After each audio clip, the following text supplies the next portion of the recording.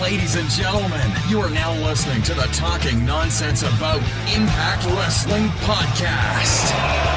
Cross the line in 3, 2, 1. Welcome to the Talking Nonsense About Impact Wrestling podcast. We're back after a normal break, but a lot of stuff has happened, obviously, so we're going to get right into it. So with me is the Chris Sabin to my Alex Shelley. I know I've used it before, but I'm so excited to use it again.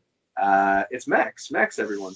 What's up, everybody? And just like before, I'm completely okay with that comparison. I think that's a good one. I prefer Alex Shelley as the team as my favorite member, but I'll take Chris Sabin.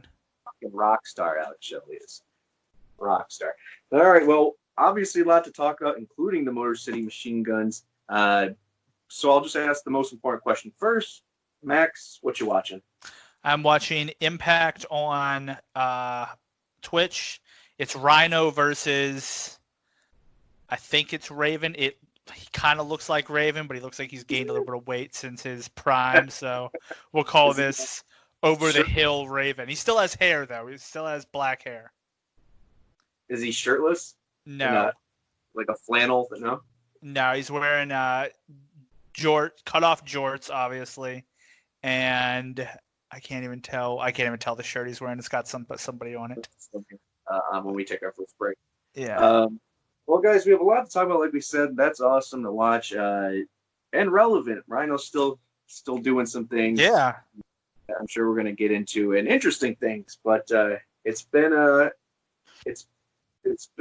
hot second since I think we really talked in depth about. I don't even think we talked in depth outside of this about Slammiversary or anything. No, we had our last episode, right, I guess, the week before the pay-per-view. So there've been 2 Impact episodes. There was the Go Home show, Slammiversary, and then I guess their follow-up show. Yeah, so we have a lot to and discuss. over those 2 weeks, not a single thing happened. It's been boring, old, same old. Oh, man. Well, we all know it's the opposite, so let's take a break and get right into headlines.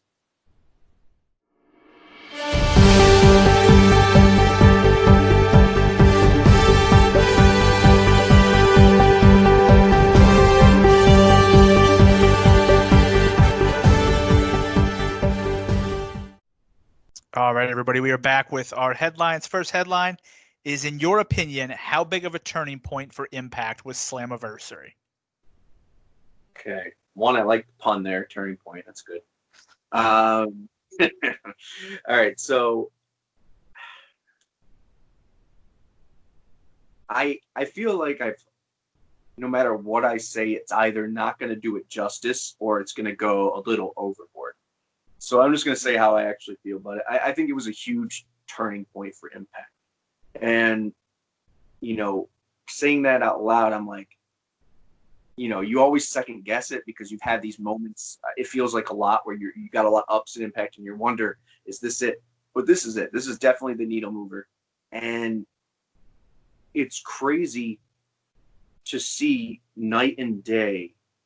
Last week or last taping, we'll say, last time we did an episode, the optimism was there. The hope was there because of the vignettes and everything that was happening.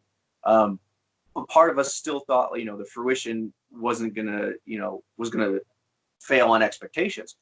But I think, I don't want to jump too far ahead. I think they nailed it. And could there have been more? Sure. Did we want a whole, debut fest though? No. I think to have the amount of positive PR, this gained an overnight success, worldwide trending. The next Impact was number 2 worldwide trending. You can't pay for that kind of notoriety. And it's just still kind of weird. It doesn't feel real to say that out loud, that like this is actually it, and we're in that moment where finally all this talk we've had, if they just get this free agent, we'll be here. They got a lot of those free agents, and the perception of Impact has changed, or at least the excitement in Impact. It's at least allowing the people that were on the fringe or actual Impact fans that didn't want to admit it to finally let go. and admit it. And they're going to be picking at straws from here on out, because as long as they continue to nail it like they have these past few weeks, sky's the limit. I really do feel like that. So I'm torn.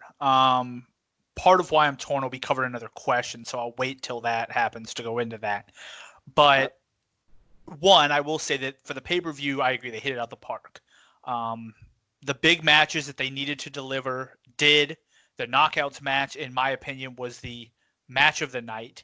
And I feel like and granted, in long time ago, we've seen situations where their Knockouts matches have not been the main event, but have been the best matches on the card. So they're continuing to deliver even now, which is awesome. The main event delivered, tag team, so everything delivered, even what I would consider their low match, which in my opinion was the Women's Battle Royal, was still really good. So it wasn't a situation when your worst match is still a really good match. You hit it out the park. Obviously, going online, I read a lot of stuff on Reddit. I was reading the thread on Reddit as it was going on and afterwards, and everybody was saying how great it was, how good the matches were, how excited they were to be watching it, blah blah blah. But I know you and I have talked about this. I feel like every time they have a pay-per-view, people say that same thing. Oh my God, the pay-per-view is so good. Impact, this is great. I need to start giving Impact a chance. And then things die down, and then they do another pay-per-view, and everyone's like, "Oh my gosh, this is so good! I need to give Impact a chance," and then it dies down. So they definitely hit it out the park, but I think now it comes into, can they keep that momentum? Yeah, that momentum. And once again, another topic, we'll discuss my opinions on that. But they definitely added some big names, though. I think adding Motor City Machine Guns being back is huge. Anderson and Gallows being back are huge. EC3 being there is huge. So those 5 guys are all main event guys in what they do. Either main event tag teams or main event wrestlers. So I think they've got the big name people now that they need, that people who weren't Impact fans before are interested enough to say, you know what, I'll tune in to see what they do with these guys. So I think that's the important part, is can they continue to capitalize on those guys and don't make mistakes with those. As long as they keep those going well, I do think this is the turning point.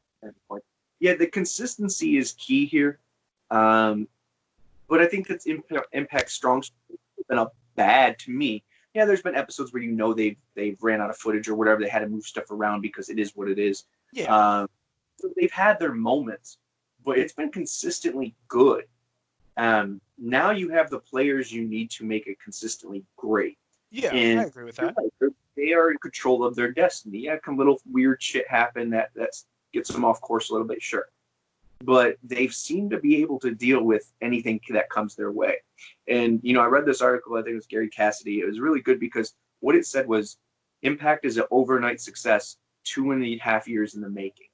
It's the hard work that they put in there to build this foundation, to make those hard decisions of letting some big names go and betting on yourself to know that those big names will come back if you deliver within your means. And they have. And now that more money's into Impact, they can just do bigger things, and that's what they're doing. I will say one thing I like about them, that I think one of the biggest complaints I hear about WWE is there's no long-term thinking. Like, WWE will plan a storyline. A great example, because the only reason I can remember this is because I was reading something about it. But when Liv Morgan came back, she was in a storyline with Rusev and Lana, and she was supposed to be like a relationship with Lana. And so she teamed with Bobby Lashley. That lasted like 2 weeks, and then they're like, yeah, this is shitty, just done. And then it just stopped. So WWE does a lot, whereas with Impact, they've been adding, and I don't know any of these hot topics, but maybe it'll be on here, but they've been adding knockouts to their knockouts roster. It's been getting huge, to the point where you're like, they've got to do something, because there's too many knockouts for them to just, and then they're talking about the knockouts tag bouts, which we have talked about. We were talking a couple episodes ago, their tag division we were like, man, their tag division's a little bit weak. They need some in the tag division. Motor City Machine Guns are here. Good Brothers are here. Oh, by the way, Heath is here and he has Rhino. You just added 3 new tag teams to your tag team division. Right. So to me, they seem to have this where they can look and say, hey, what do we need or where do we want to go? And then we can slowly build this stuff up and get to the point where when we add in a women's tag division, it makes sense. Or saying, hey, we added in all these free agents, but all of them now have a place. We didn't just add 7 guys in who are just now we have to figure out what do we do with these guys. So yeah, there is that long-term thinking, and I agree with that. And I think when you think that long-term, you don't coast, because that just means you could focus on something else. So if something does throw those long-term those long-term plans, you can kind of just step back and say, okay, let's breathe. We have some time to figure it out. Boom. Yeah. So, I do think they can continue the momentum, especially since I know for a fact that there are other surprises that are going to happen, other things that are going to happen through these tapings. So, even if it is just a Brian Myers 8-second teaser, every episode is going to have something that is that cool, surprising. For instance, we were in, you turn on Impact and normally it's last week on Impact, blah, blah, blah. This went straight to EC3 with a dope ass promo. Yeah. It gets you like, whoa, okay, this is a different game. And then the entrance, they're doing the right stuff. I know they'll continue it. I know we're talking a lot about it, but it's the biggest probably topic that we're going to get. It is definitely their time to shine. And if there's anything else besides the World War trending thing, being transparent, when I watch it on Twitch, I literally look at the number and see it fluctuate from 500 to 600. Sometimes I've been in that chat with only 300 and some people, dead ass honest. This, I came in, same number, and by the first 5 minutes, we were at 8,200. Yeah. I'm not saying that 8,200 people is a game changer. But now that Impact finally spent their money waiting for the right people, the right pieces, as you mentioned, now they have the name value in the players to act it out. It's like the 76ers or something like that, to make a sports reference. Process. You have the foundation. You have the great ownership. You have the great general manager, the great coach. Now let's get them the pieces now that they're available. Let's develop those other pieces and make sure they're ready when we bring in these people. And the most beautiful combustion will happen, and that's where we're at. It's a beautiful, the timing is perfect. That's the only way I could put it. I agree. By the way, on Impact on Twitch, it's the SoCal Val and Jay Lethal wedding is going on, so it's good stuff going on here. Jay about to go crazy. Yep. So I want to get into the next topic. Let me look here, but I want to flip these two because I want to talk about the third. I'm going to go to number 3. So, does Impact need a TV deal with more reach, considering how much they've grown in interest? So the reason why I want to talk about this when I'm going to start on this is because this is where I said it depends. Okay. In order for them to, in my opinion, for this to be the turning point, they need some type of reach that's bigger than what they have now. Because for me, one, I don't even get access. I can watch it on Twitch, but I mean, let's be realistic. There's so much wrestling on. Half the time, the only way I remember wrestling is on is because I record them all, and I'll be like walking through my house and I'll look down and be like, my DVR is recording something on Wednesday. What's it record? Oh, yeah, it's AEW and NXT are on. Or, oh, yeah, it's Friday. It's SmackDown. So I feel like there's so much going on. Being on a big network, WB, like ROH, even ROH, for example, the other day I was scrolling through the TV and ROH was on. I don't know ROH still had a TV program, honestly, but probably syndication, though, right? I don't know. It was something about it was like a Hana Kimura episode talking about her and her life and everything. So but it was still the art. I said Hanukkah. No, yes, it was a Hanukkah episode. No, so it was that. So I mean, if they could get on a network like WB or something like that, to where more people could see them, I think that is what would really get them to boost where they are. Okay. Because right now, people are always going to hold their viewership against them because they're on a smaller network, and it's hard to track the Twitch stuff because so I think that's going to be something that if you can get them on a major network, I think they could I don't know about AEW just because of the type of people that follow that, but I 100% think they could easily compete with NXT in terms of viewership if you get them on like a Tuesday or a Thursday night where there isn't show. I think that's what they need. So the question is, do they need a TV deal to accommodate Yes. the interest? With more reach, considering how much they've grown in interest. Okay. Yeah. So for me, you could look at this two ways. You can say, and I don't want to jump too far ahead because there's another question that's going to touch on viewership and stuff.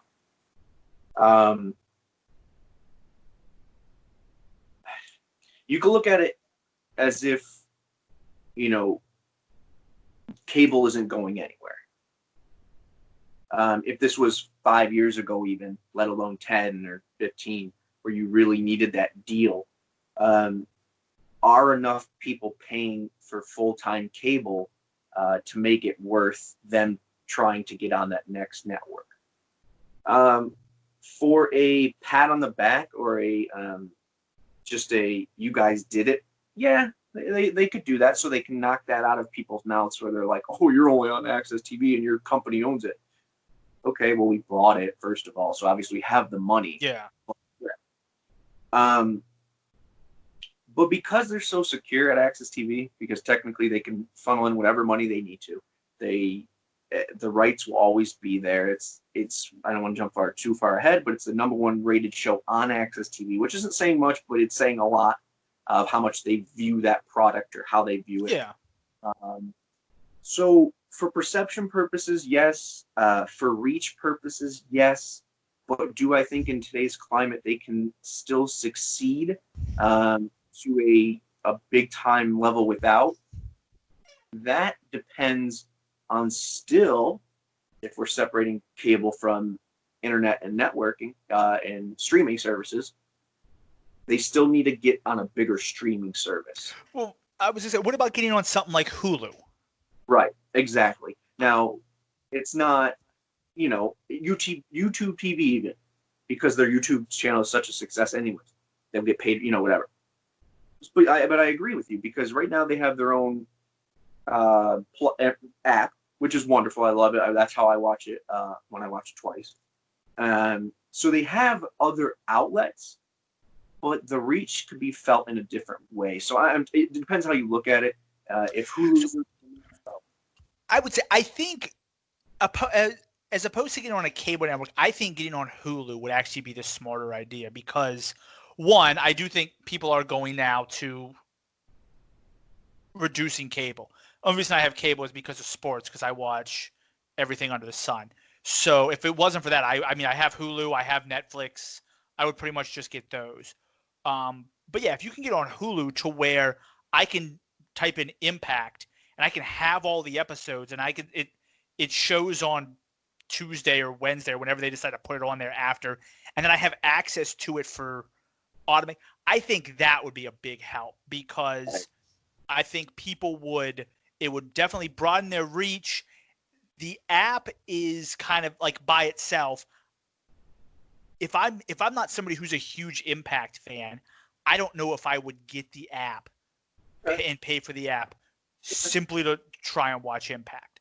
But if it's part of Hulu, something I already get, yeah, I'll definitely watch it. So I think that would be, as opposed to cable, I think getting on something like Hulu would be what they would need to do.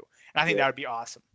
And I don't want to, I think we'll end it there, but I do want to say that even though we'll be talking about ratings and stuff of that nature, at the end of the day, it really depends on who you're talking to as well, because you'll have the older heads will be like, well, if you're not on cable TV, ratings don't matter. Well, they do, because Hulu, you still get views. YouTube, you still get views. So it's all perception. Speaking of ratings, oh no, never mind. We're going back to the second question. Some people are saying Impact have won in terms of picking up the best of the free agents. Do you agree, or should we wait to see where the rest land? So to say that they got the best, or do we have to wait to see where everyone else lands? You kind of have to see who else is left. Rusev is still left? What's that?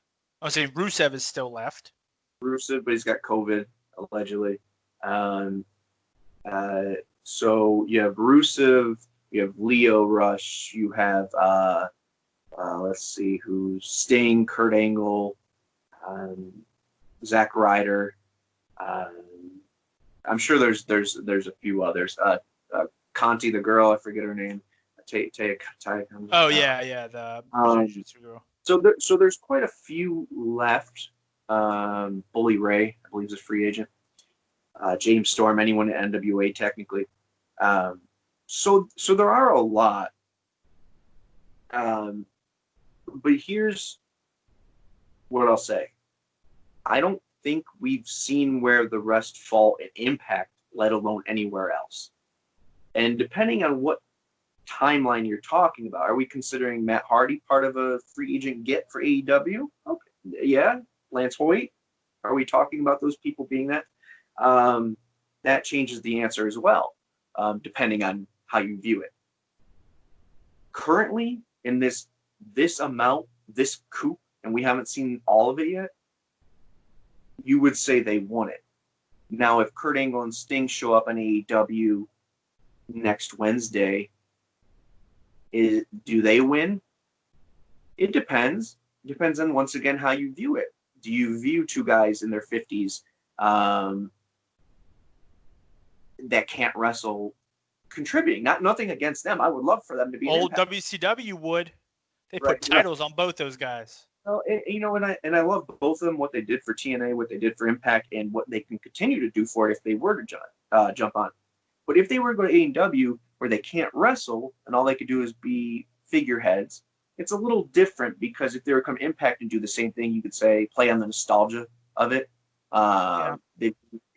Whatever before. So it's hard depending on how you look at it. But as overall and future prospects go, I mean, you can't argue with the group they just brought in.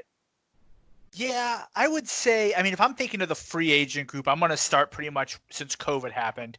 And I'll probably throw like the Revival through the WWE guys. I'm not looking at guys like James Storm, Bully Ray. When I think of the big free agents, it's all those guys that got let go from WWE. Is the ones that people were really excited about. Where are these guys going to go? So outside of Revival, EC3, the Good Brothers. I mean, I don't even know if Motor City was even considered in that group. They just happened to be available and be there. But I agree with you, man. Outside of Rusev, I can't think of who else is left that would really make a big splash. Angle and Sting, they're interesting, but they're not huge free agents. It'd be, I mean, because they can't wrestle. Okay. Yeah. So now you have James Storm out there. He would be big. Bully Ray would be big. But to me, even those two, their names aren't as big to me as the Good Brothers, EC3, and then adding the Motor City Machine Guns. Because correct. Yeah, like when you take those guys, I mean, the Revival were big, but like I said, I do think they got the best group, and I think it's because of what they can do with them. They're not being put into situations where the tag teams aren't in crowded tag team divisions. They instantly jump to the top, so you know they're going to be big. EC3, because of his history with Impact, instantly becomes a main event person. Yeah. If he goes to AEW, does he have the same impact? Probably not, because he doesn't have the history there. It'd be similar if Chris Jericho all of a sudden became a free agent and you were deciding, does he go to Impact or go back to AEW? Well, to me, if he went back to AEW because he was their champion, that's a bigger thing than if he comes to Impact because of his history there. So I feel like because of the history, they got the guys that they needed to get to make it be the most impactful signing. Yeah, I mean, I'm not trying to use it. Just happens to be the best word for it. I think in similar situations, I think grabbing Bully Ray and James Storm would be good because they have history there, but I don't think they need those guys at this point. I keep saying everyone online before this, and I'm going back till God knows when. Oh, come to TNA, come to Impact, come to. And I was like, if we bring them on, someone's losing their spot. Yeah. And I always harped on that. Who loses their spot? I watched this last Impact. Now, granted, not everyone wrestled, not everyone had huge lines and moments, but I felt everyone was represented somehow on the show that needed to be represented. I mean, and we'll get to some other things, but they're finding different avenues to make this variety show have different settings, different moments for these characters still to thrive and not feel replaced or every time I think that they have now all these tag teams, they did what they did. Now this puts North chasing for something in wanting to beat better competition because the first former champions they faced, they lost to. So it gives them a new revival of their passion. You have Motor City having Good Brothers are in a thing with Ace and Matt. So they're finding ways to put all of these non-contenders or contenders in the places they need to be to still get the shine that they need. I have all the faith in them. I don't want to get too far ahead of myself because obviously it's still embedded in me. Just as a Knicks fan, just as a Dolphins fan, you get your hype up and you're always let down. So I'm not going to get too far ahead, but if this week or the past 2 weeks are any inclination of what we have going forward, yes, they are. They got the better. And you mentioned one of the things that I really like about what they do, because they have the one show a week to do everything. They don't have multiple shows to do things with. And they do something that NXT used to do, like back in the day, is they don't have everybody wrestle every week, but they'll have backstage segments, or they'll have a vignette, or they'll do something to bring in, hey, this is what's going on. They may not have had a match this week, but this is the overall storyline. So they continue to do things to where it only has to be 5 minutes, 3 minutes, but like you said, it keeps everybody involved. And I think that's so smart that they do that, because then, like you said, they have a big roster. Not everybody can wrestle, but because of the way we're going to cut things, the way we're going to do things, we can get everybody involved. So you don't feel like, hey, I haven't seen this person in 3 months. Do they even still wrestle there? Like that kind of stuff. So I think they're really good about that. And I really like that about the way they've been running the show. So, well, I do want to mention this really quick as well. When it comes to did Impact win, I honestly feel like even maybe it would change if they didn't get these bigger names, but even if they didn't get big names, the people that they would have took in and came in, they would have done more. And over time, I think people would say, damn, man, Impact really made that person shine. Even if it was just Deanna that came in. Holy crap, Deanna's on the next level now. In 2 weeks, they've done more than, or whatever, that she did in NXT in 2 years. In AEW, look at Matt Hardy. He's already said he's frustrated. Not necessarily. So sometimes getting the big name is great for a couple weeks. It gets you the rub. It gets you the trending. It's what you do with them. Yeah. What do you have planned for those people?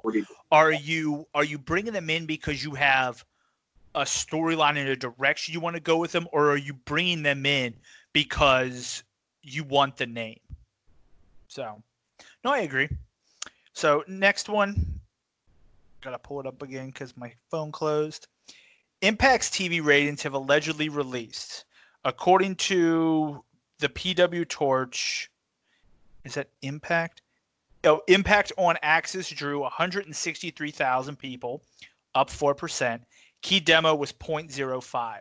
Do you think they should release their? I'm guessing release their numbers. Release their yeah. Okay, so here's where I didn't want to jump ahead to. On one hand, the numbers you just read aren't good. The average of Impact since they started on an Axis has been 174, somewhere around there. That's the average of all the weeks. I did the math there because they finally released some.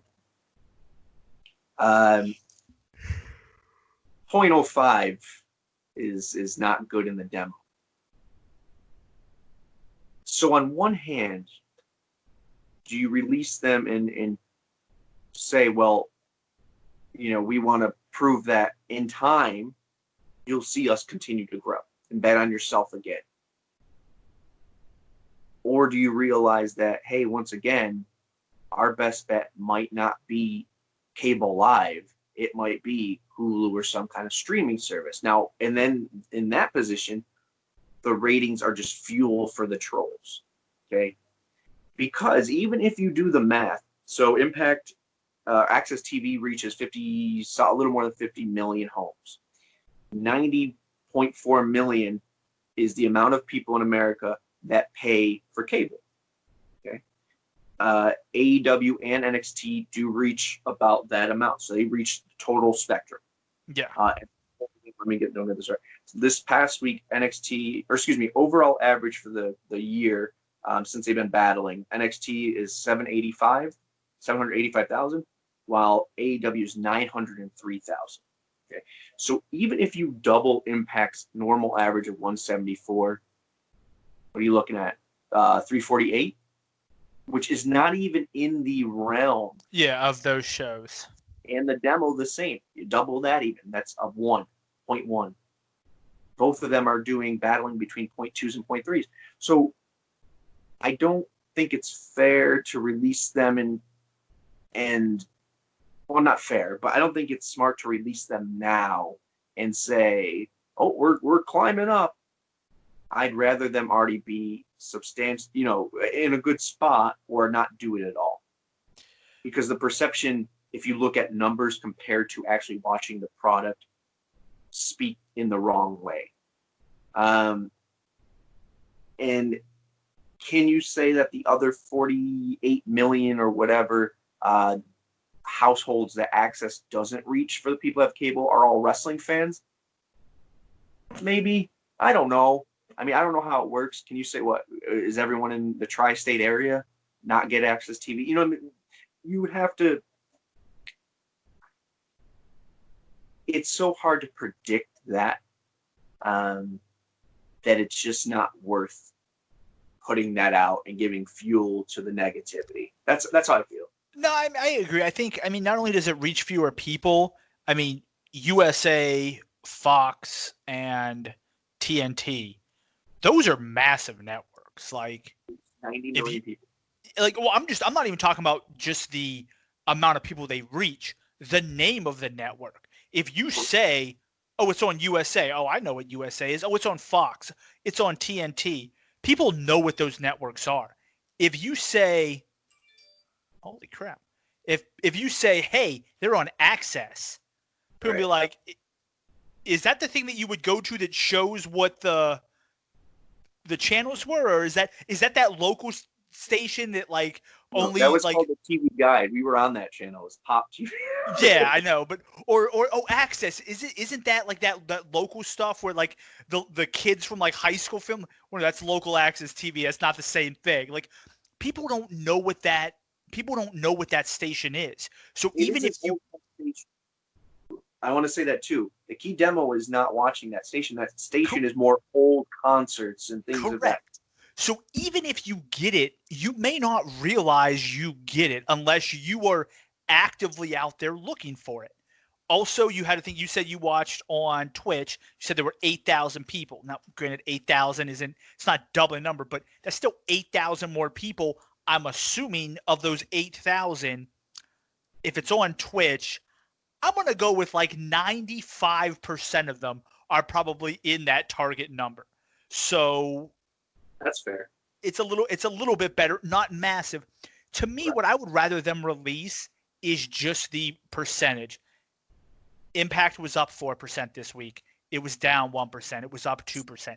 I think that is a better measuring stick of how they are doing than just we had 154 people watch us this week. Well, good for you guys.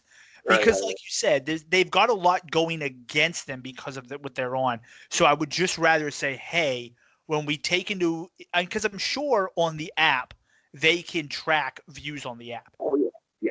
So I would prefer them to go, okay, between Twitch, Access, and the app, our views were up this much or down. I think that is a smarter way for them to do them. And it's a real number that you can look at and just say, hey, this is where we're at.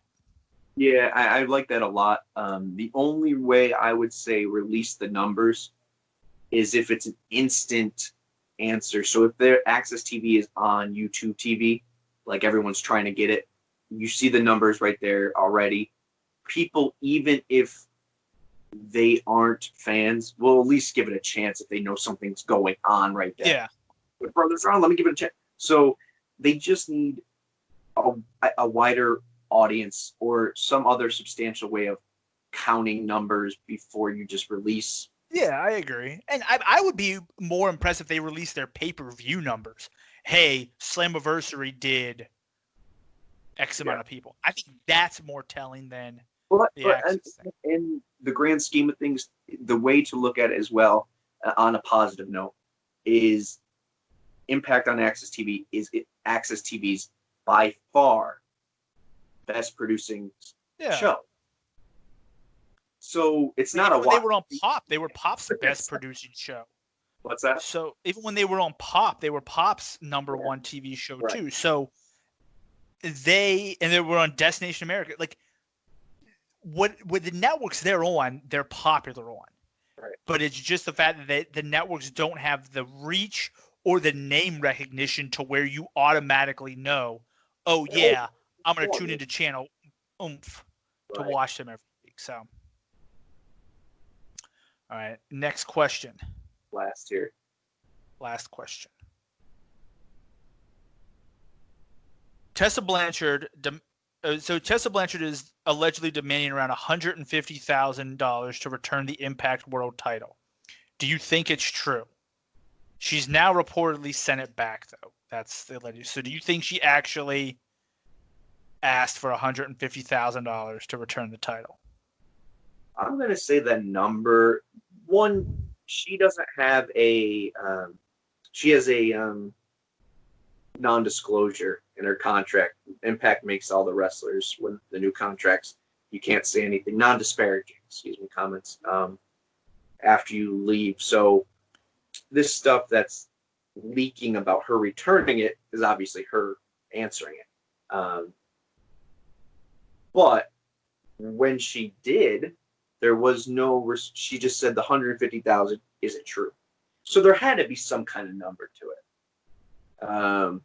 She said the reason, or allegedly said, when she was asked for comment, that she had no problem sending it back.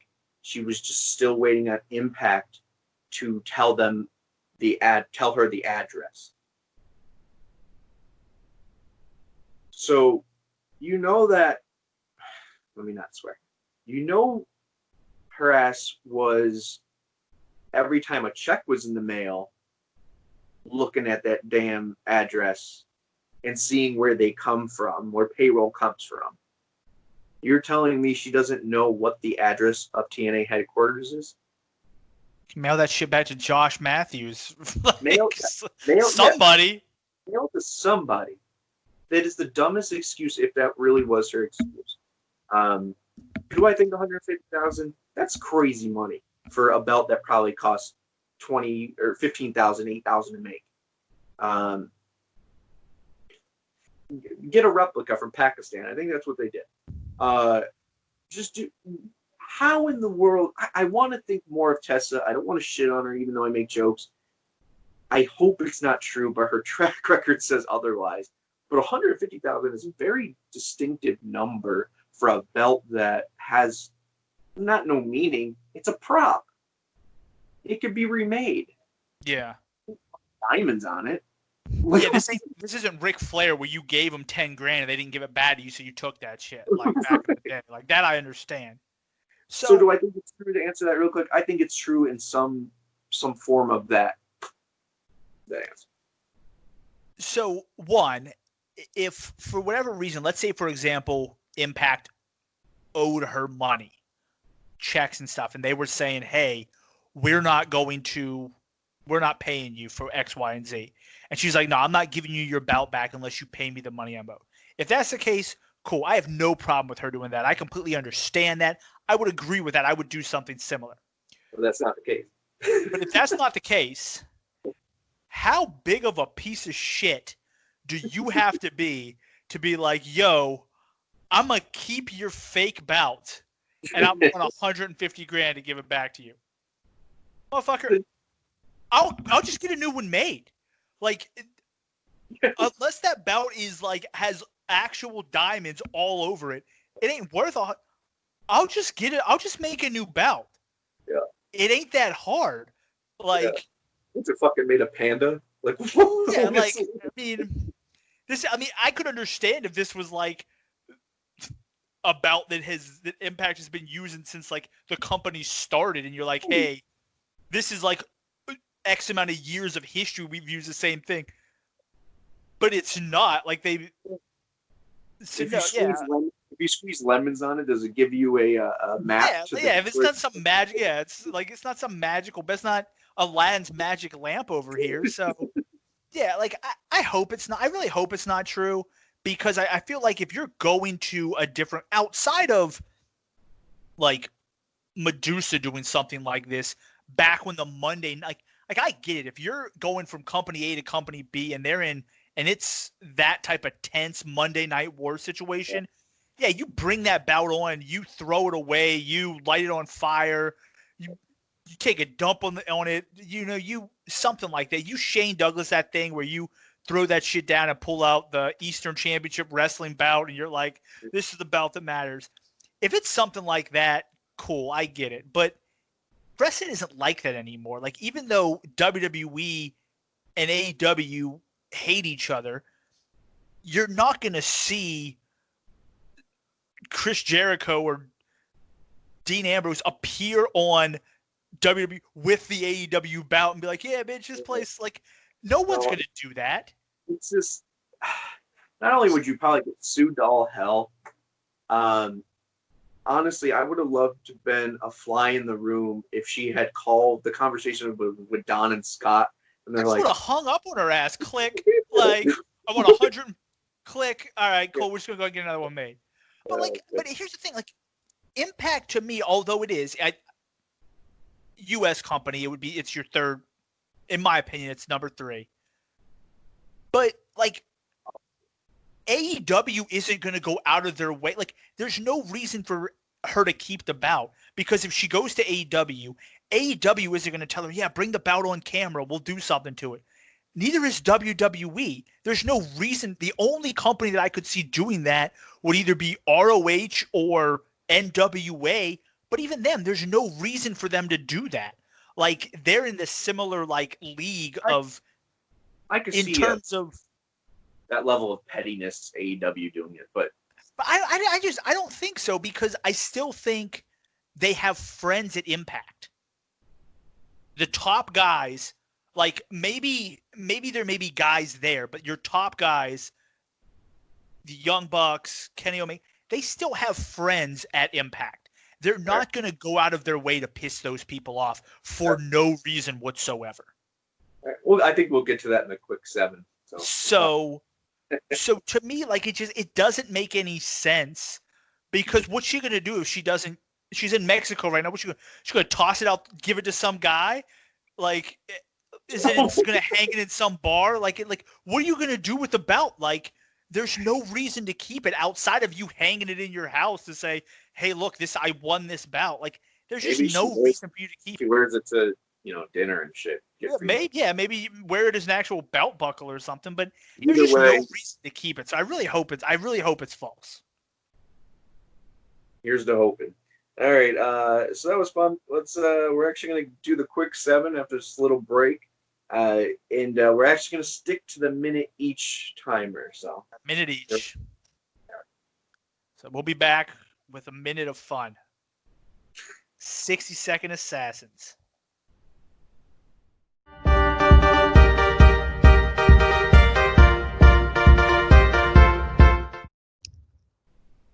All right, everybody, we are back. It's time for the quick 7. So here we go. Each of us are going to get a minute. And then we're moving on from there. G will start. I'll follow up. So question number 1. New Japan Pro Wrestling, ? Partners, ? All right, your minute. All right. Hold up. Stop. Don't talk. I had a minute and 30 seconds set. All right, and go. New Japan, 2 weeks ago, no. Then I saw I'm sure it was it's trying to get us a razz out of us, but there's the Japanese flag in the promotional videos. They worked out the deal with the Good Brothers to work there. So I think they're mending the fences. But you can't predict with them because they're still holding it over the head of Impact that 15 regimes ago, they did something shitty with Okada. I mean, it was shitty. But to hold this grudge for that long, I eventually think if the business is right and it makes sense, them do it. And I don't think ROH, unfortunately, or MLW, whoever's doing a partnership with them now, does the same kind of business Impact is doing at the moment. So I could see it. Minute? How many more seconds I got? Yeah, like 5. There you go. All right. So I'd like to see it happen. I think it would be awesome. I agree. I think it's going to take some time. Like you said, I still think they're going to slowly mend fences. I could see it starting out more as Impact saying, hey, our guys can go work over there. And then over time, you get to the point where they maybe let a couple guys come over here, and then it becomes a partnership. I think that's the direction I could see it going, where Impact first says, you know what, we're going to let our guys go over there, like you said with the Good Brothers. And then after they do that for a little while, then maybe they get a few guys from New Japan, and then it becomes a full-blown partnership. I like Bullet Club with Bullet Club invading Impact. I think the slow burn idea is great. You got more time. Yeah. So, what were you saying? I was going to say I like the slow burn approach because there's so much talent coming in now. Another cluster of guys would just be. All right. Question number 2. What's next for Rascals?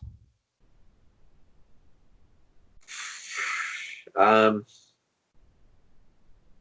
don't want to say repackaging because I like their gimmick, but I feel like there's so many other talents that have everything already together, attire, entrance, music. I think there's a room for improvement there for the Rascals.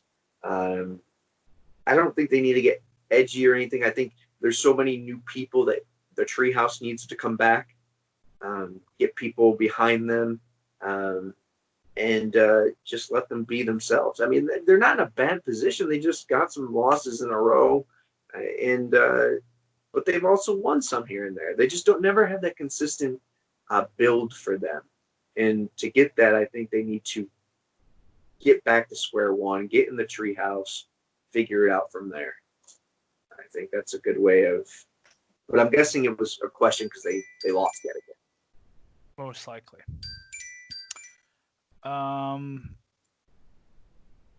My turn.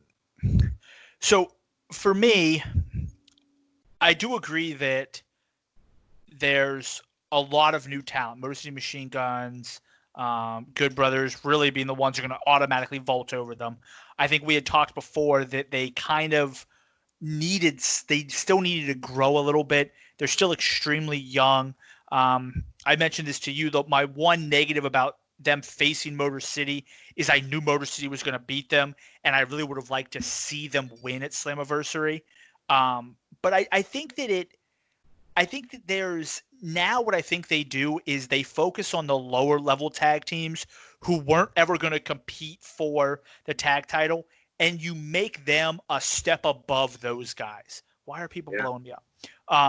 You make them a step above those guys, and then you maybe have them go against like Heath and Rhino, and then they beat them, and then by the time they're ready, your feuds with Motor City and Good Brothers and the North have all concluded, and then they're ready to step up. Agree. Number 3? Right. I think it's 3. Wrestle House. All right, so I talked about this on What Went Down, which you could catch weekly review show with Craig and myself on TNAIW channel. Cheap plug. So I talked about this before, and I'm stalling because I'm going to say the same thing I said then. I would give it 2 thumbs up if I could. I think it's another great way, kind of going full circle to what we talked about before, where Impact Management knows how to create things or canvases for multiple artists still to be featured.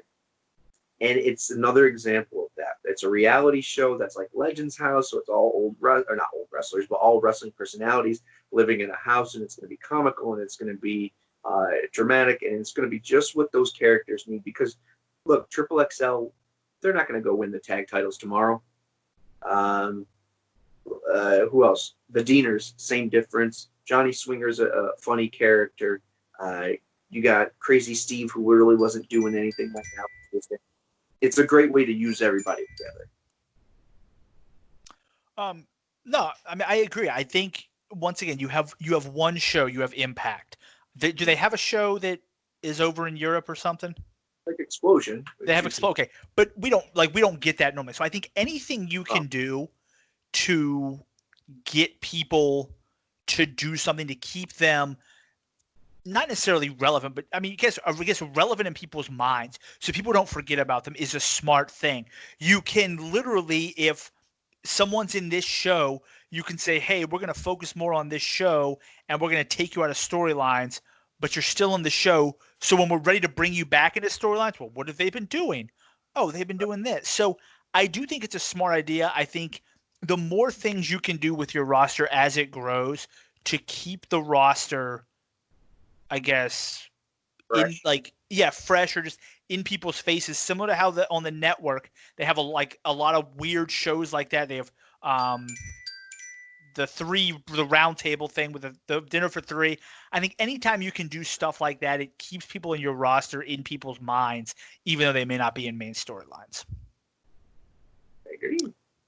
Number 4, Aces and Eights ? So we've talked about it in quite depth over the weeks of us thinking it's coming, or they've been teasing, and word supposedly got out to PW Insider that it was never going to happen. It was just a way to get interest for the pay-per-view. I don't buy that. And I don't know if it's going to be straight Aces and Eights, or it's going to be some kind of same group with the same idea and same. There's too many hints. There's too much setup with the Good Brothers already to be heels, I feel like. Or not even heels. I think the group could be a mix between. They said they are coming, and are they good or are they, bad? No, they're neither. They're just going to be a group of people you can like or not like. I think Heath's part of it. I think Brian Myers is part of it. I think EC3, the Good Brothers. I think James Storm will be part of it. I think Mike and Maria might. And I think we'll be getting an Unmasking Weekly. So I think some form of it is still going to happen. I don't know if they'll be called aces and eights, but I hope so. So that's what I was going to say. I don't know if they're going to be aces and eights. I think that may be gone because I don't know if they're getting Bully back. But at that point, I mean, if you don't have Bully Ray back, realistically, it's not aces and eights. He was the leader. You outside of Gallows, who are you going to put in that group? Are you all going to tell me Doc is now all of a sudden the lead? Like that's just dumb. So I do think though that what we were thinking it was going to be aces and eights is going to be some type of group. They're bringing a lot of outside people. It makes sense for them to partner up, but at the same time, like the Good Brothers are good enough on their own. They don't necessarily need to be a part of a club. So, I mean, I think it could happen, but I think you're going to see something with EC3 and somebody, whether they're on the roster now or not. But I think there's going to be something with him and somebody that'll be a group. Okay. Number 5, Josh and Don or Josh and Madison. Ooh. So we had Josh and Don again at the pay-per-view. We had Madison again on Impact, which I love. I love the dynamic of both. If they could do all three, I think that would be cool because then you have Josh and Don, Don and Madison both ganging up on Josh, both being humorous and funny and bantering, and Josh could play the straight stick man. It's hard. It's apples and oranges, but they're both tasty, I guess. I don't know the analogy. It's a toss-up. I like the Don thing if it's not a 3 group commentary team. I like him being at the special pay-per-views because it lets Madison wrestle, and Don feels like since he's the exec, we all know he's the exec VP, it makes it feel more important. I feel like I do agree. I feel like 3's the best because then you can do different things. You can have Madison wrestle so she can leave, and then you just have Josh and Don. If Don is doing something else business-wise, then you can have Madison and Josh. If Josh gets lost on the way to the, I don't know, filming, you can have Madison and Don. I don't know why Josh wouldn't be there, but you can use Madison and Don. Why would Josh not be with Madison? I don't know. But I'm saying you can use Madison. So it gives you some ways, like if somebody doesn't need to be there, you still have what is basically your main commentary team still intact. So I like 3. I do. I think 3, as long as everybody kind of knows it works well together, I think 3 is a great is smart. I would still keep though the pay-per-views, Josh and Don. I think that I like that having that sound, but I think that for Impact, I like to see all 3 of them. One more thing, I just want to make it clear that there was a time prior to Anthem purchasing this where 3 people on commentary was unheard of in Impact. They only had 2 headsets. Even if a guest was there, Fair Borat would take it off and pass it on or whatever. Sad. How far we've come. Number 6, RVD and Katie back to normal. So cancel culture was canceled. I talked about this on the review as well, but to have that gimmick that didn't really, transpire to what it could have been, and for them just to get back to being the Twitch banning porn star RVD. It's the most I've enjoyed RVD probably ever. Maybe besides original ECW days. I like that he's there. I like that that's the gimmick they give. I'm glad that they just said, we're back to normal. And I love Katie Forbes. I think she plays that character, if it's her or not, to a T. And she makes me laugh. And together, they're I cannot be happier. So I got a lot of time left. Yeah, like 3 seconds. So, no, I agree. I think that character for RVD and Katie is great. I think it makes him interesting. Once similar to thing, he doesn't have to wrestle. I mean, he can wrestle once every 4 months. As long as he keeps doing the videos, it's still funny. It makes you laugh. To me, I think that is their best. I think that's where he's at his best right now. And I definitely think that bringing it back was a really good idea for them. I'm interested to see if they add people to it or who they add to it. Yeah. So, like, I want to see like Ace Austin like sneak in there, and like when RVD's not there, like just stuff like that. Just to like, I want to see those videos like linked to. If he's gonna have a feud, I want to see someone come into the videos and make a feud. I think that would be funny. Yeah. All right. So next, last AEW Women's Tag Tournament.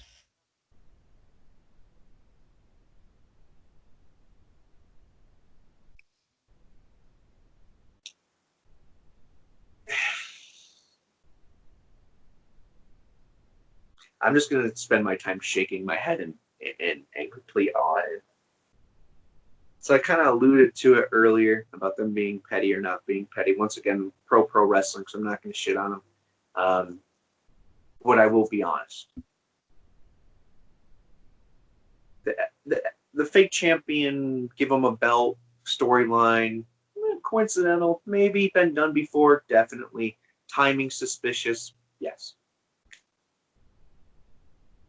How many weeks, you already kind of alluded to it, how many weeks have we been talking about Impact bringing back their tag? It has to be it has to be for at least 5 and episodes. And then a lot of hints and winks to it.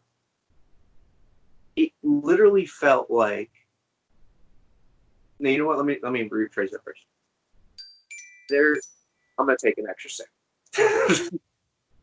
They spent a lot of time preparing that Impact did, right? Or giving us the tease and building these tag team people.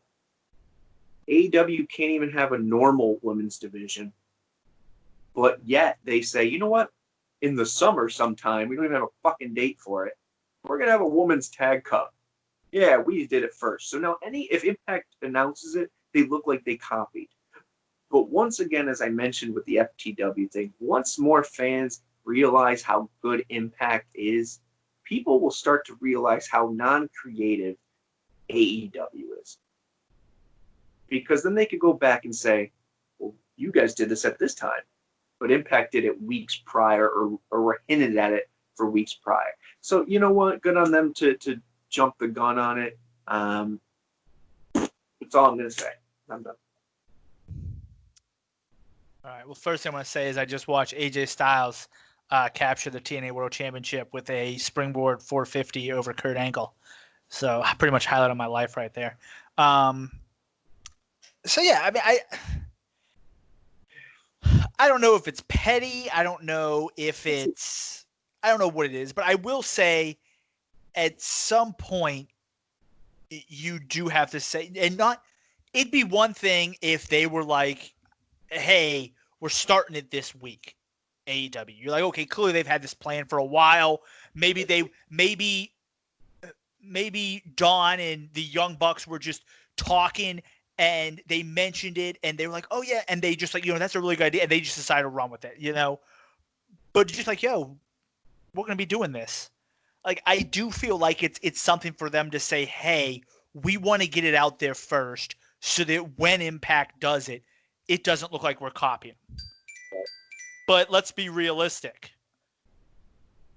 If Impact would have had their tournament and AEW walked out there and said, hey, we were just watching an episode of Impact. We saw they had women's tag titles. We want to have that shit too.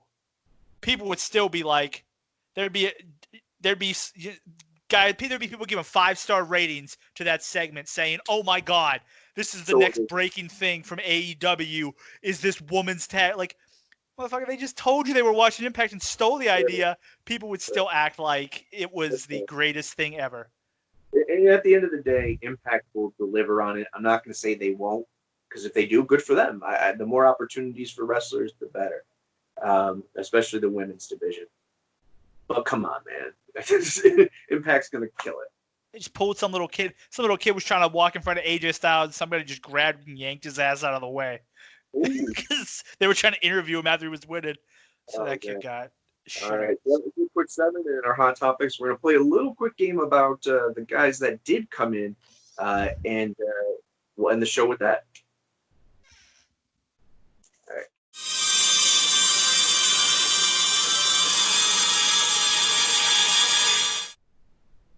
All right, guys. Thanks for sticking around.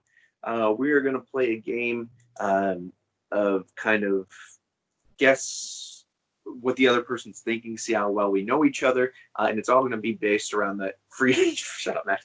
The free agents that just came in. So I have 9 questions here. Max will pick one, then I will pick one. We'll answer it. We'll write it down on a piece of paper so we can't cheat, and then the other person will guess what we said as our answer. So Max, I'll let you choose. Do you want to be the guesser first, or do you want to be the answer writer first? I'll be the guesser. Okay, so pick a number 1 through 9, sir. 8. Kobe? Original Kobe, yes. Yeah, that's... Because of Mike D'Antoni. He was his favorite basketball player growing up. Really? Yeah, in Italy. All right. So the question I'm going to be answering is, which of the signings could you have done without?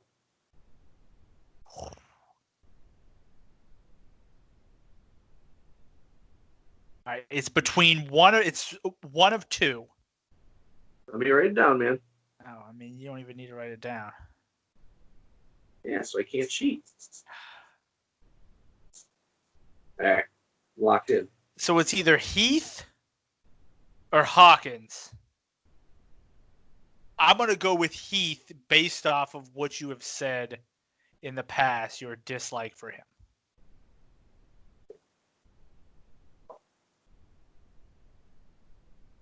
Is that Kurt Hawkins? I don't even know the bitch's real name. Oh, Brian Myers. Yeah, it's Kurt Hawkins. Okay. I knew it was one of those two. I think he does a lot of great outside ventures. I think he's a cool dude from what I know of him.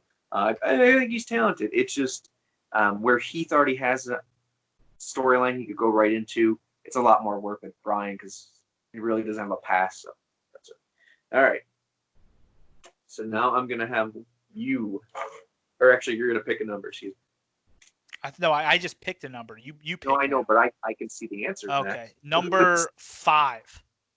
Okay. 85. Ocho. Out of this group of free agents that just came in, who will be X Division champion first? Okay. So you're going to write who you think out of the group that just came. Honest answer. And I'm going to... All right. So the group that just came, let me run through everybody.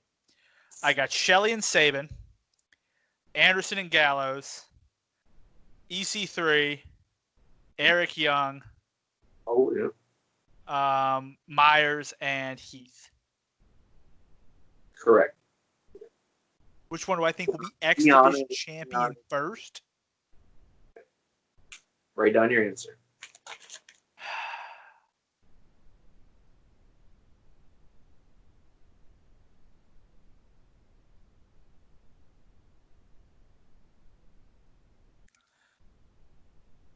Locked in? I did, yes. I'm going to guess Chris Sabin. No. Anderson? Yes, here's why.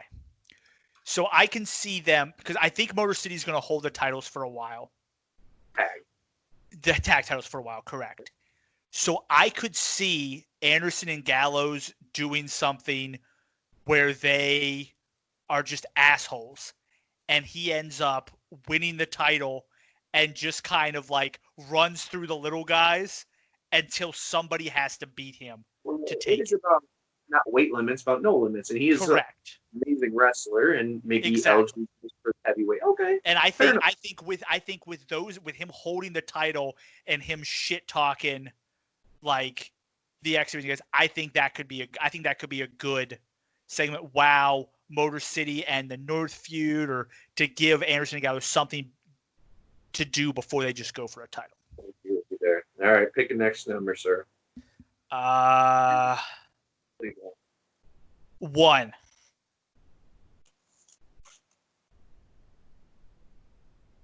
Who was your favorite signing? So who is my, out of everyone that came in, favorite signing?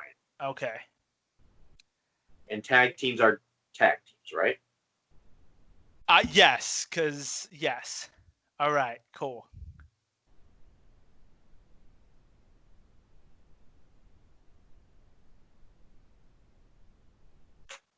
Man, that's tough. See, it's down to 2 for you.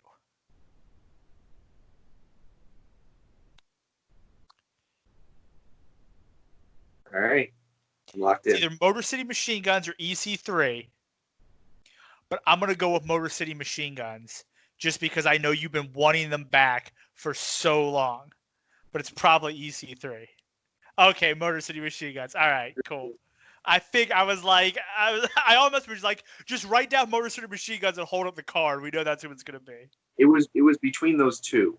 I knew it was going to be. I think the Good Brothers are amazing for Impact, but to see the Motor City come back is just, for me, is amazing. It's awesome. All right, so you got a point, Max. You're in the lead. Let me go. I'm gonna go finish off Dan Marino's number. I'm gonna go with 3. All right. Damn, man, I'm getting the hard ones.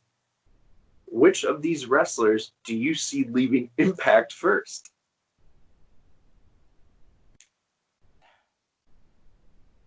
For one reason or another. Like permanently leaving, or like on a temporary basis? No, they leave Impact. They're done with it. Oh, done forever. Okay. I gotta guess who you would say.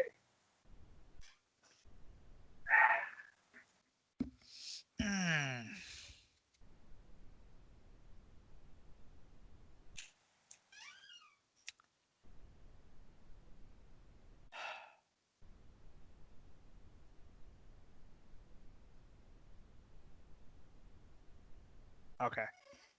You're locked in? Yeah. Me personally, I would say Alex Shelley.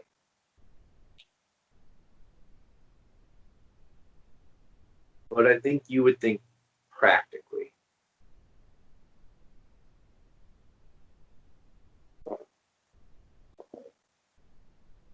I'm going to go Heath. He was one of them, but Kurt Hawkins, Brian Myers. Damn. Because I feel like Alex Shelley and Chris Sabin have something together with Motor City Machine Guns. They can stick It's just together. Alex Shelley's enigmatic way of thinking. He's got a fallback plan. He went to college. Yeah, but I think he's there together as a tag team. I think they stay. Anderson and Gallows, I was thinking them because I can see them going to New Japan, but I think Impact will be okay with them saying, hey, you guys can just work both. We'll work with you there, even when New Japan is up and running. I'm talking about after the 2 years. Oh. I think I can see them saying, hey, we'll continue to let you work both after the 2 years. To me, with Hawkins, I think he runs out of things to do to the point where he just becomes a guy. Heath, at least to me, has Rhino, and I think though, I'm assuming those guys might actually be real friends in real life. So they can always be a tag team, and Rhino is getting older, so it gives Rhino something to do. So I just feel like with Hawkins, he'll just run out of things to do. Okay. Fair thinking. Great thinking. 1-0, Max. You're in the lead. Pick a number, sir. 9. 9. Okay, this one is for me to write. Which T-shirt would I buy first out of everyone that just came?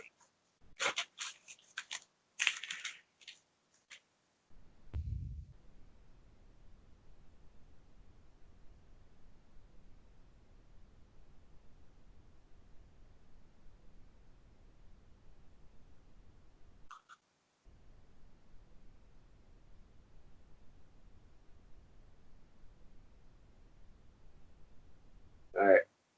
Can never have too many Motor City Machine Gun t-shirts. That's what you're going for? That's what I'm going with. I have 0 Motor City. Really? I thought you had at least one. I have the Paparazzi Productions. I knew you had that one. I thought you maybe also had a Motor City Machine Gun shirt. But I said... The Good Brothers. Okay.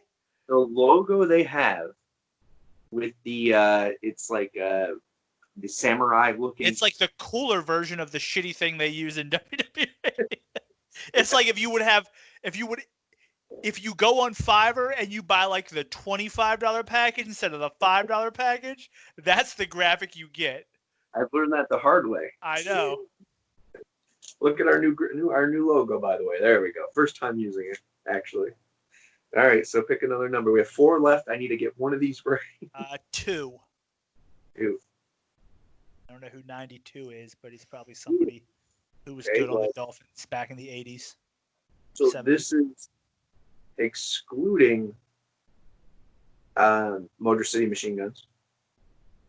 Which wrestler or tag team will be the first to win the tag team championships? Oh, I mean,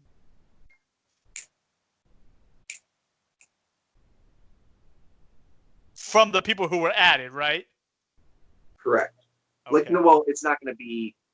It could be just EC3 and somebody who's been there. Okay, cool. Yeah, okay. Or, I would think I'm stupid if I don't say the Good Brothers. Okay, I was about to say, yeah, like, it sure as hell ain't gonna be Heath and Rhino. Like, let's be realistic. If Heath and Rhino win the tag team titles before Good Brothers, we're ending this podcast. I'll take that deal. Like, that's 4, 6, or 7. 4. Okay. So you're gonna guess which of the new wrestlers that are there have the best theme song so far. So it could be old, new, EC3's new creepy thing, EY's new music, Good Brothers, Motor City's old one. Don't know. Okay, I already know the answer. I'm picking. You know the answer? Yes. I don't. See, this is a tough one.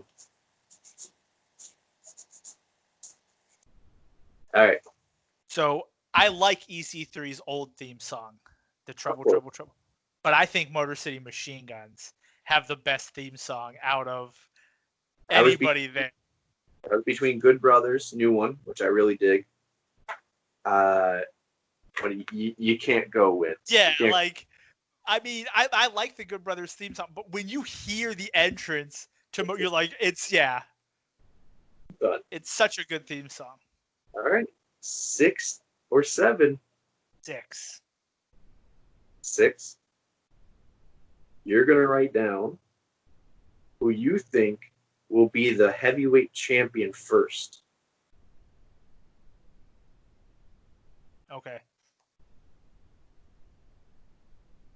A lot of names there that are former champions. I need this to stay in the game.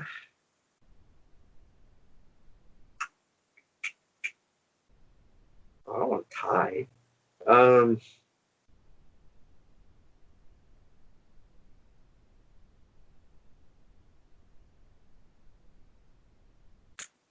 EC3?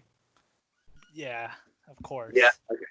Because, I mean, the other option was going to be Anderson again, but I just think he stays with Gallows. Yeah. And so, I was going to write down Heath as a joke, but that'd be messed up. All right, so it comes down to this. If you get this right, you win the game. If you get this wrong, you tie.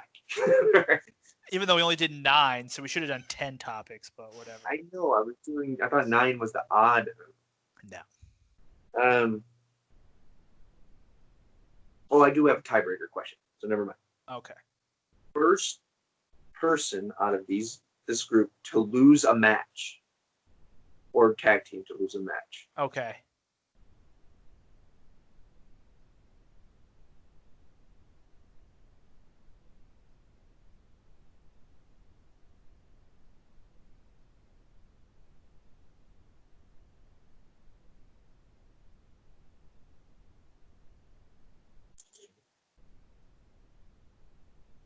That's hard. Maybe. I'm overthinking it. All right. Well, the correct answer is Eric Young because he already lost the match when he didn't win the championship. But you didn't write that down. I'm going to go with Heath. What's funny? Oh, did you write Eric Young? I started to write Eric Young, but then I ended up writing Hawkins. Hawkins, okay. All right, so we're tied up. So how about this one? We're both going to write our answer. Okay. Okay. Guess what each other would say. If no one wins, no one wins, but at least we have a chance. Okay. All right. Here we go. So out of everyone, because of everyone that came in, okay, who do you see still in WWE, still has a contract, that would join Impact? First, like who do you think will come now because of who came? Okay.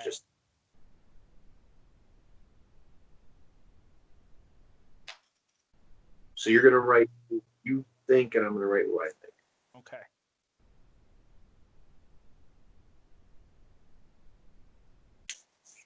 Stuck between two.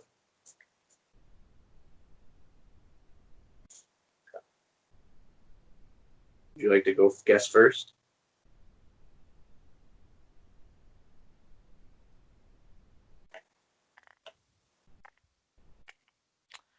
See, there's no prize here. I know. I'm thinking. I'm just gonna go with AJ Styles.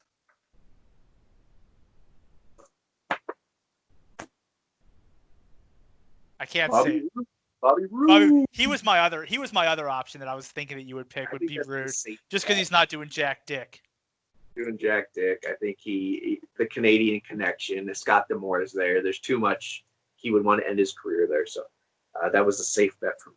So now, who you would say?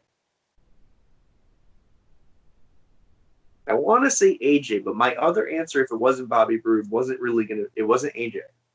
It was going to be Finn Balor. I think he joins the Good Brothers before anyone else. But I think you would say AJ Styles. I did say AJ. Finn would be awesome. Here's the thing. AJ's pissed off at what's his name. I think me having to answer first saying AJ was bad for me, but no, I mean I think it all makes all the sense in the world for him to, especially if they're there, to even if it's for a one night only thing, to come back at least once just to do something there. Like it doesn't make any sense for him not to. It was too big a part. Right now he's pissed at Heyman anyway, and he probably doesn't trust anybody else because Triple H was telling him that, when I telling Anderson, when I look at you, I see your kids. Like, bitch, you see my kids on food stamps? Like, the hell does that even mean now? You fired me. So now, granted, at the same time, it's very possible that Triple H wanted to keep them, and Vince says, "I do what I want. I'm firing these bastards." So maybe they still, but I think the the story that was given by the Gallows and Anderson was they weren't originally on the list. Correct. Well, no, and I mean, I will address that real quick here. So a lot of people are like, well, nothing gets by Vince, and it's like, well, correct. So most likely what happens is they were like, hey, we're cutting 10 guys. So they probably came up with a list of, I highly doubt the list was just, these are the 10 guys we're cutting, fuck these dudes. There are probably 15, 20 people on that list that they were talking about. I wouldn't put it past Heyman to be like, hey, Anderson and Gallows are making more than anybody on your list, and we're not doing anything with them. And Vince being like, you know what? I hadn't thought about that. Let's go ahead and add them to the list. Like, that's not a horribly, No, like, I think it's reasonable. I think at the end of the day, Vince is probably given a list of, like you said, more than needed with their salaries by it or something of that nature. And we could save X amount of money if we cut these people we're not going to use anyways. And then Heyman added Anderson Gallows. Either way, Impact's gain 1,000%. WWE's loss. Thank you to them because we're in a great position. And I could finally say that I do see the possibility of AJ coming back. Like, actually believe it. So. I'm just saying, so you thought people were excited when Motor City Machine Guns music hits. If Get Ready to Fly plays at Bound for Glory, I'll cry. I will shit my pants. That's going a little overboard. I may cry. Like, there will be like actual tears of joy. We're gonna end it off on this. You're saying that shitting your pants is too far, but crying tears of joy is not. Yes. I mean, I've watched movies that have been sad and brought me to tears.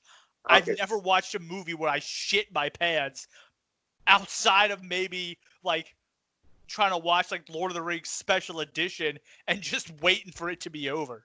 This show has gone off the rails. I saw the new Star Wars. I probably could have produced something better by shitting my pants than the new Star Wars. But this show's going on too long. Thanks for sticking around for hour 7 of our show. We're glad to be back. It's an exciting time for Impact. I hope you guys are enjoying it. Just remember that at the end of the day, don't get sucked into all the internet stuff. Enjoy what you enjoy. Right now is a great time, so be in the moment and enjoy the success if it stays or it doesn't. So we'll see you guys next time. Remember, What Went Down is a weekly review with Craig and I, and a bunch of other fun stuff coming up this month, including the draft. So see you guys next time. Later, guys.